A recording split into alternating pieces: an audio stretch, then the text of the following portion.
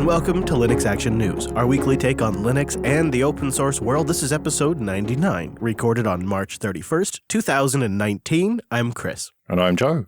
Hello, Joe. Good to be connected with you on Lucky 99, and we start out with some new software from Mozilla. Yeah, Firefox Lockbox has come to Android, and that allows you to sync your passwords over from the desktop. And I've tried it out, and it works pretty well. This is another one of those, was a test pilot, and then they launched it on iOS. On iOS, they recently updated it to be more iPad-friendly, as they say, and now we have it on Android. So I guess the value proposition here is if you've already invested in saving all of your passwords in Firefox, this now abstracts them out, essentially, from Firefox. So it utilizes that same password database, synchronizes it to the lockbox, you log in with your Mozilla account, and Bob's your uncle, there's all your passwords from Firefox. And on these mobile platforms, you can opt to also turn on autofill, so it will autofill apps and other websites from other browsers. Yeah, I tried out that autofill feature, and that worked absolutely perfectly. I was very impressed with this, generally, I must say. Yeah, much like LastPass and other password managers that are out there, although Lockbox is a little simpler than a lot of what's out there, and that might actually be kind of appealing because it's not like too much. But for me, it's definitely not enough. And they're pitching this at complete newbies to password management. Like in their blog post, they write, say goodbye to the password cheat sheet. Store it as a note or a contact in your phone or maybe written on a sticky note on your desk. Like you're no longer doing the under the keyboard thing. That's who they're pitching this at. Oh, yeah, definitely. But I think one reason to switch to it from LastPass is the fact that it is open source. Unfortunately, it's not on F-Droid yet, so you do need the Play Store to install it, but I'd rather use something that I know is open source and comes from a trusted organization like Mozilla than LastPass, which they've had some breaches in the past, and I don't know, I just don't trust them somehow, whereas I'm very tempted to start using this. Yeah, I really can't disagree with any of that. And I would say if you haven't been using a password manager, this might be a decent place to start, especially if you're a heavy Firefox user. For me, I've been using LastPass now for so long that I disable the built-in Firefox password manager. And so I have like a total of 5 passwords saved in my Firefox password database, and everything else is in LastPass. So this service has not a lot of intrinsic value to me because I've already been using LastPass for so long. And there's a lot of other good alternatives out there as well, like KeePass and many others that people could tell us about at linuxactionnews.com/contact, that I really feel like this is aimed at the new to password management market that are heavily invested in Firefox, which is a pretty narrow niche. But going back to your point, I do really like that this is open source. Yeah, and I think this is something that Mozilla should be spending money on.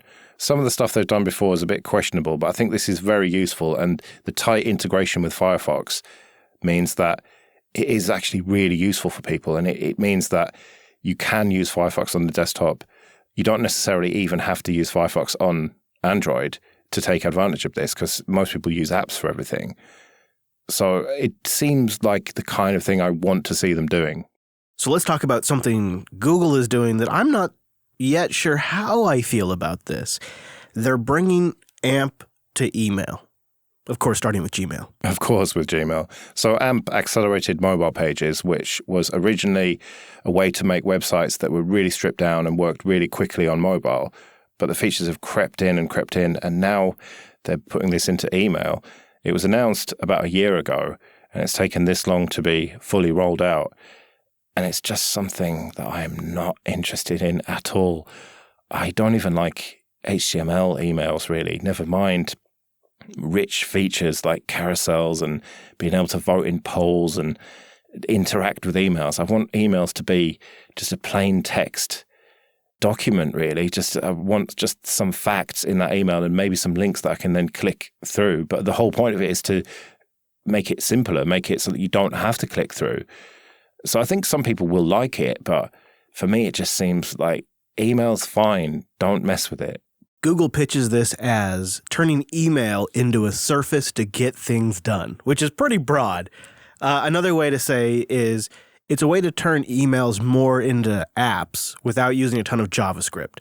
So this is a reduced version of the AMP spec specifically for email. We'll have a link in the show notes if you want more information. And there are a considerable amount of security considerations that have been put into this. So let's talk about what Google's trying to do here. The way Google frames this is that there is a movement for interactive emails that is being driven by large corporations that want to have more engaging emails. And there's all these different competing ideas. And so this is their suggestion.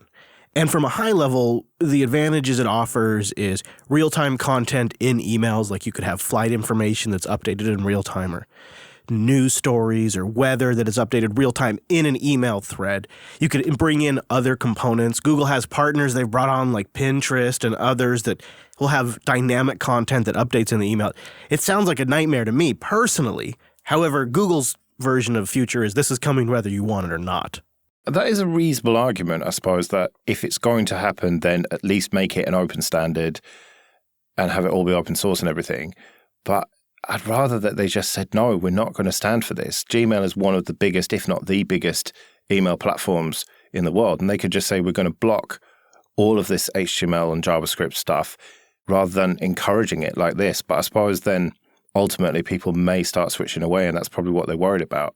One of the things that I admittedly thought this would be for would be so that way Google could guarantee a way to deliver rich ads in email because right? I mean, that seems like one of the things you would want a more interactive email experience to have is advertising.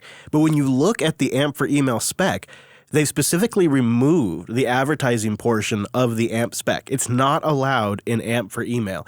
And on top of that, if you want to send one of these emails to a Gmail user, you have to go ask permission from Google directly. And they have a whole series of verifications you have to go through and steps you have to take to send AMP emails to Gmail users. How long is it going to be before adverts slip into this, though? Because originally AMP didn't have any adverts, and then eventually they added that feature. And they've made a bit of a song and dance about the fact that this doesn't have adverts in it, but it's surely a matter of time. I should think so. And AMP still has the original issues that we have with AMP, and that is that it is controlled primarily by Google. I admit they set up that new council, but that council is still pretty much controlled by Google. And I'm not comfortable with this very heavy-handed using the leverage of Gmail, and they've partnered up with Outlook.com and Mail.ru to also support AMP emails. So they're using this very large market lever to really essentially force a standard onto everybody. And email used to be the one last remaining decentralized standard and protocol we have. Anybody could set up SMTP and IMAP and POP3 or whatever the hell they want and have their own mail server. I don't recommend it, but anybody could do it. But now we're beginning to see a shift where at least a portion, the content of an email, is going to be centrally controlled by one corporation. Well, not necessarily, because they're not changing the way email works. They're adding to it. And so this will be optional. And you can still send plain text emails to each other without this. And I don't think they're ever going to stop that happening. And maybe you'll just get a link to the content or whatever if your client doesn't support it. So I think people will be able to just block this. Yeah, they're going to have a fallback mode. You're right. Because a lot of people just have plain text turned on their mail client. And so there will have to be some sort of fallback system.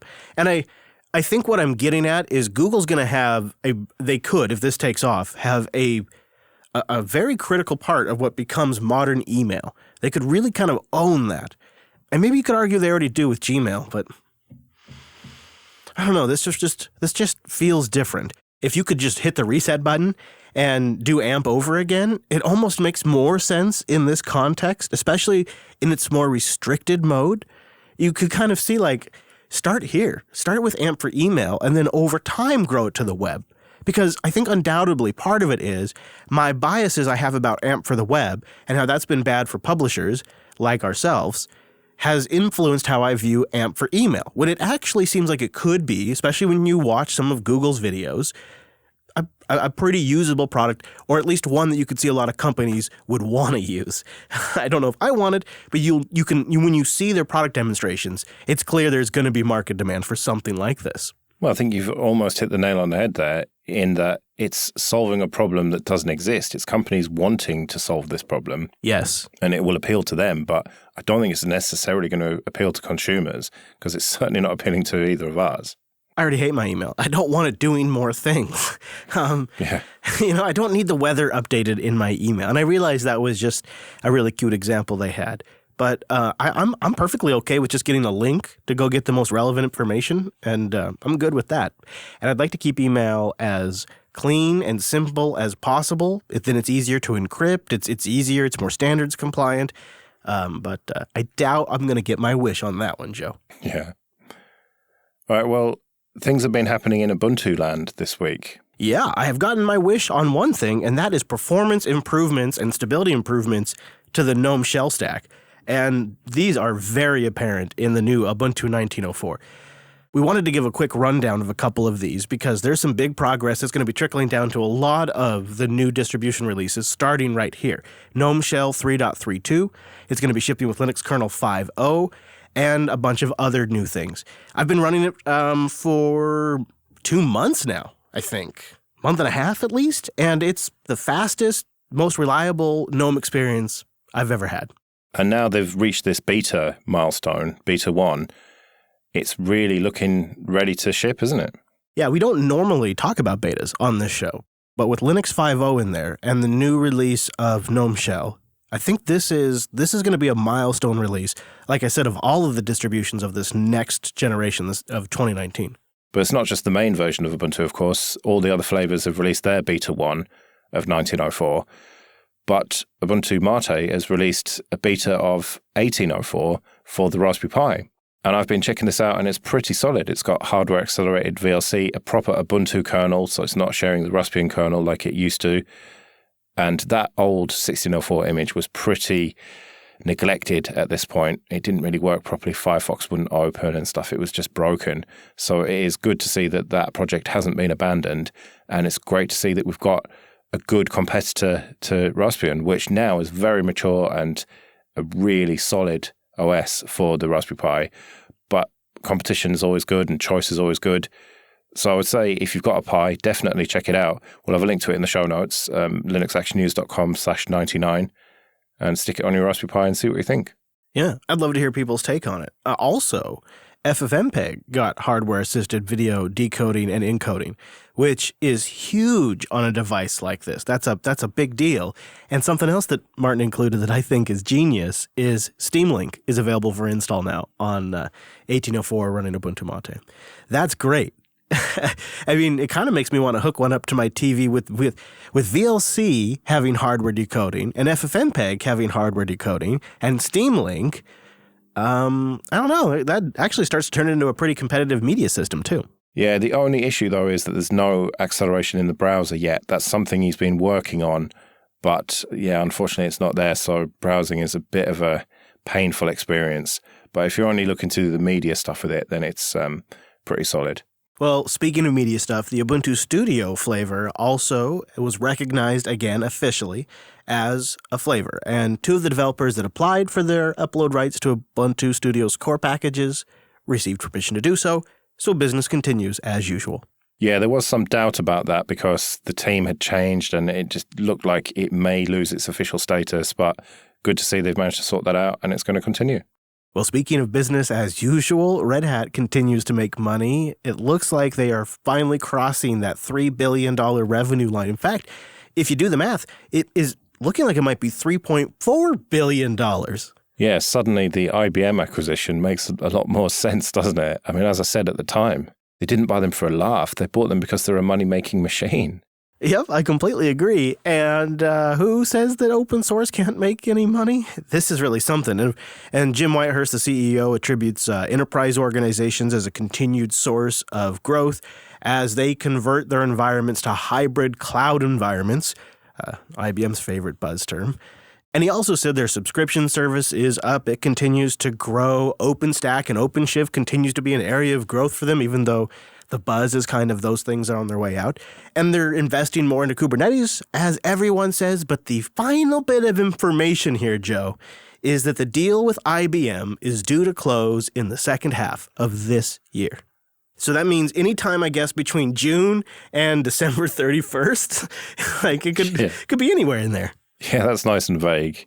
I wonder if it'll be before Thanksgiving or not. We should bet. I'll bet before? Do you want to take after or do you want to take before? Because I'm going to bet before Thanksgiving. I will bet after. I think it'll be right at the end of the year. Now I feel bad. Now I want the other bet. All right. Let's see. What should we bet? We got to bet something. I know what we can do. Whoever loses has to go first with the Bitcoin predictions. Okay. All right. Fair enough. Okay.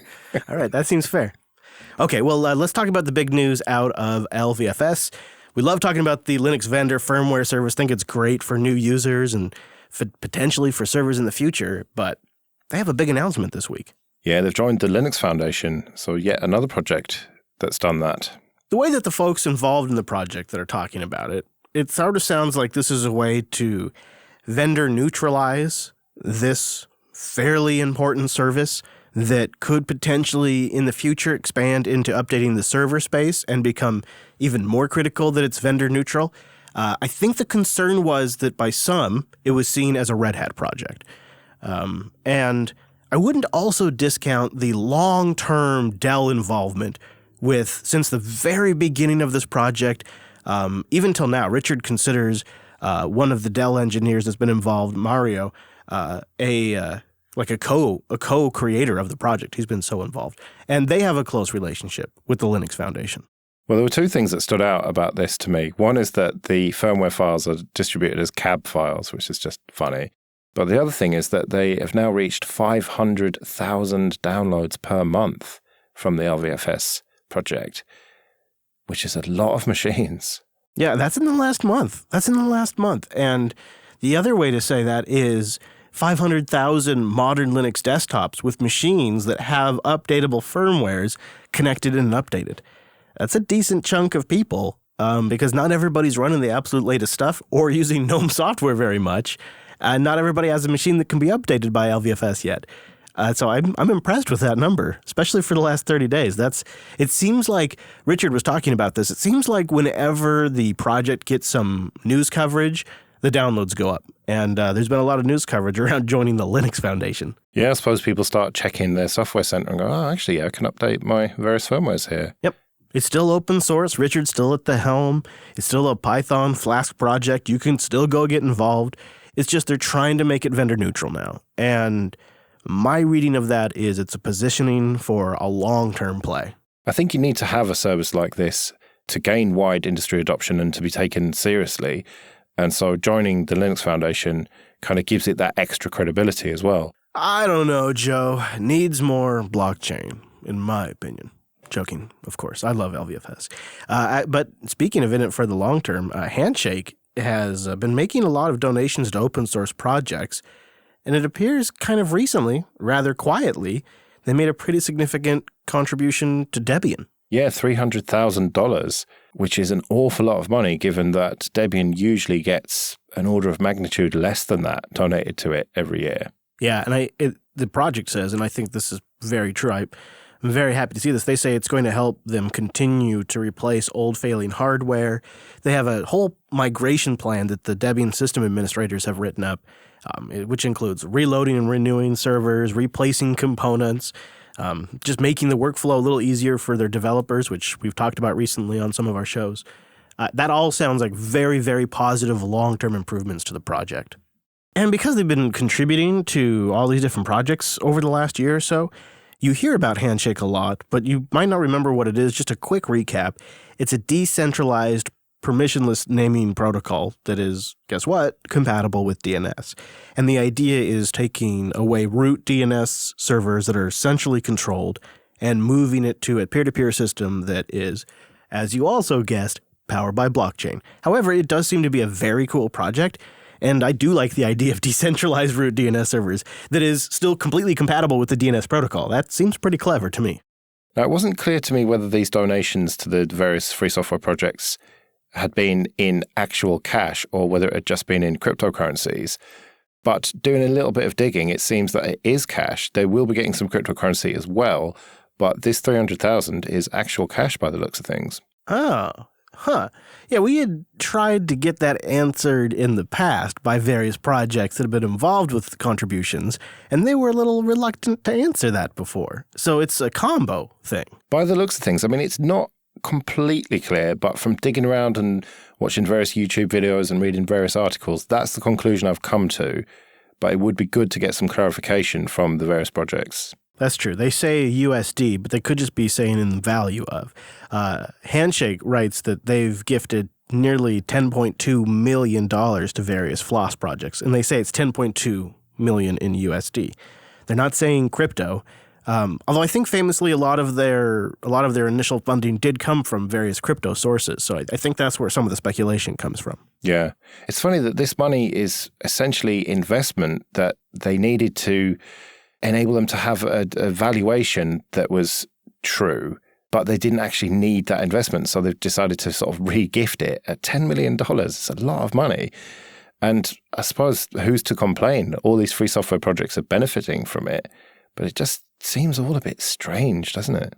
Mm-hmm. But they really picked some good projects. You can search the tags on our site, just search the site for a Handshake, and there's lots of great projects they've been contributing to now. So they keep picking good ones, and Debian absolutely could put that money to good use. So that's nothing to sneeze at, 300,000 US greenbacks.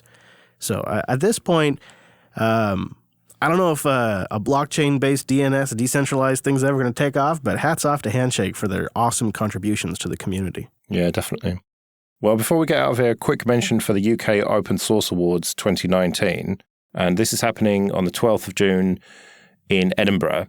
And it's not just the awards, it's kind of an afternoon into evening event where there'll be some speakers, and it's kind of a conference as well. Right, and you can still nominate. They say categories are 5, and it's companies or individuals, which in the last year have shown exceptional innovation in free and open source software. And they have different categories for public, company, individual, etc. Link, as always, in the show notes or in your podcast player of choice. I'd like to go up there for this, but I'm not sure about scheduling yet, so fingers crossed on that one. It probably depends if they're going to have an open bar or not. Very good point. Well, we're back every single week. Go to linuxactionnews.com/subscribe for all the various ways to get new episodes. And go to linuxactionnews.com/contact for ways to get in touch. And if you're a Ruby on Rails developer, Linux Academy is hiring right now. Go to linuxacademy.com/careers. They'd like to talk to you. We'll be back next Monday with our weekly take on the latest Linux and open source news. I'm at Chris LAS. I'm at Joe Ressington. Thank you for joining us, and we will see you next week. See you later.